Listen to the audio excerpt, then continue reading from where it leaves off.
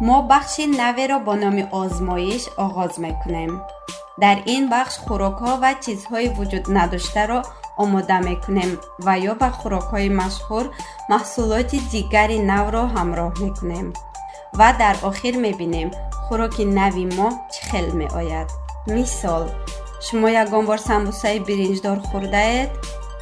در این ویدیو من با سمبوسه برنج همراه میکنم و در یک جایگی میبینیم که چی حاصل میشود. سلام و درود دوستان. برای ما لازم میشود آرد، آب، گوشت قیمه، پیاز، روغن زرد، سیاه دانه، مرچ سیاه و سرخ، نمک، تخم، برنج. من فکر کردم که چه خیل برنج را همراه کنم. اگر همین خیل با گوشت قیمه آمیخته کنم برنج سخت میماند. برای همین به خلاصه آمدم که اول برنج را باید جوشانم. برنج را شسته از بالایش آب میریزیم و در بالای گرمی میگذاریم که جوشد. اکنون خمیر را تیار میکنیم. در بالای آرد یک قاشقچه نمک و آب را همراه کرده خمیر را آماده میکنیم.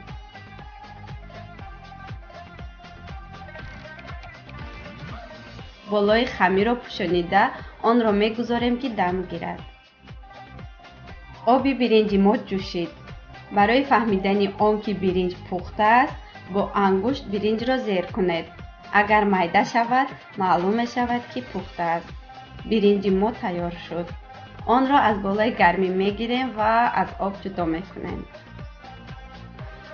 پیاز را ریزه میکنیم.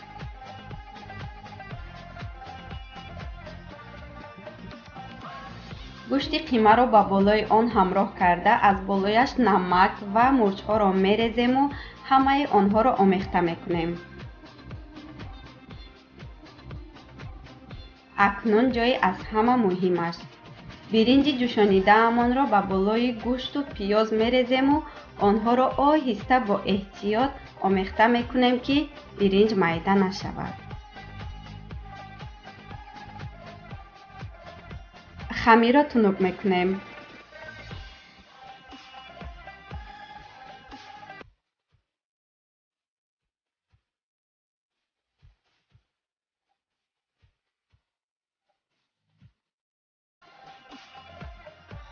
روغن زرد را با بالای گرمی میگذاریم تا که آب شود.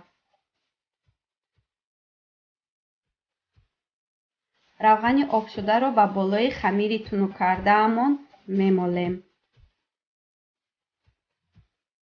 بعد از آن خمیر را میپیچانیم.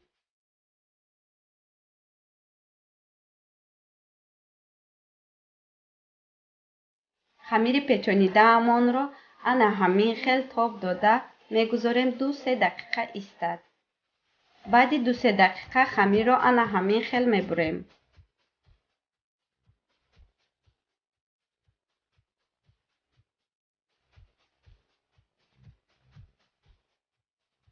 اکنون همه زغالچه هایمان را تنک میکنیم.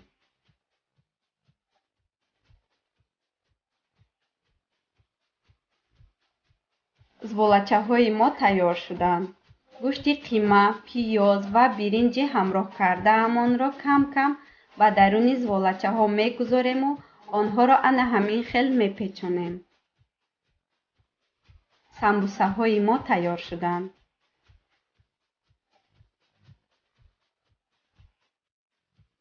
تخم را میشکنیم، لط میزنیم و با بالای سمبوسه ها میمالیم.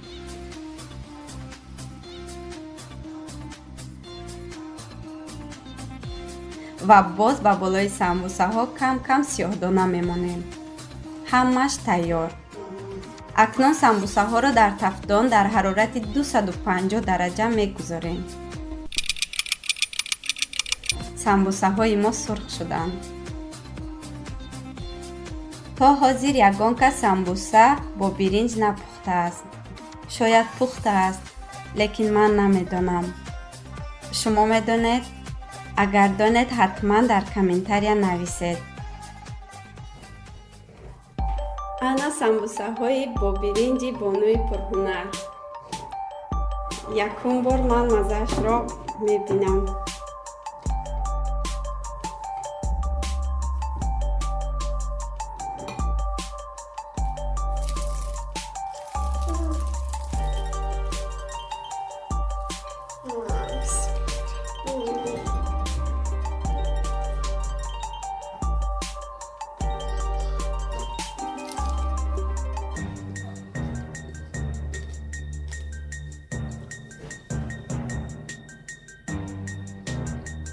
дар ҳақиқатам бомазза омадааст.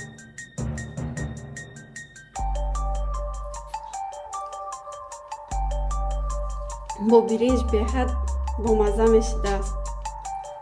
маззаи махсус дорад. муборак бошад.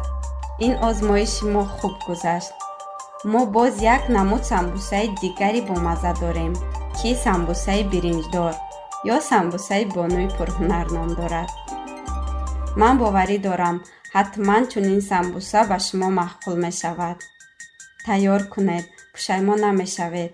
худо нигаҳдоратон бошад. хайр.